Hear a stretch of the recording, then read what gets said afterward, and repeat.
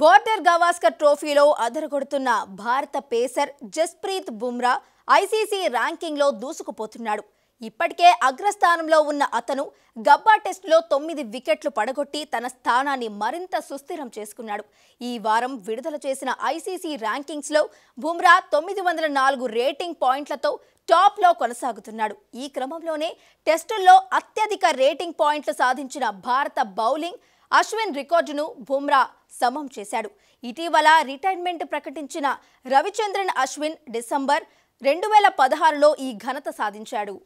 బ్యాటర్లు సోసు అనిపిస్తున్న బౌలర్లు తేలిపోతున్న జస్ప్రీత్ బుమ్రా మాత్రం ఆస్ట్రేలియా పర్యటనలో అదరగొడుతున్నాడు. 21 వికెట్లతో ఆసీస్లో అత్యధిక వికెట్లు తీసుకున్న బౌలర్గా నిలిచిన బుమ్రా ఐసీసీ ర్యాంకుల్లోనూ ఆకాశమే హద్దుగా దూసుకుపోతున్నాడు. 904 పాయింట్లతో గతంలో అశ్విన్ సాధించిన అత్యధిక పాయింట్లను సమం చేశాడు. ఇప్పటికే ఐసీసీ ర్యాంకుల్లో బుమ్రా నెంబర్ 1 స్థానంలో ఉండగా బౌలింగ్ ర్యాంకింగ్స్లో రవీంద్ర జడేజా 4 స్థానాలు దిగజారి 10వ ర్యాంకు పడిపోయాడు.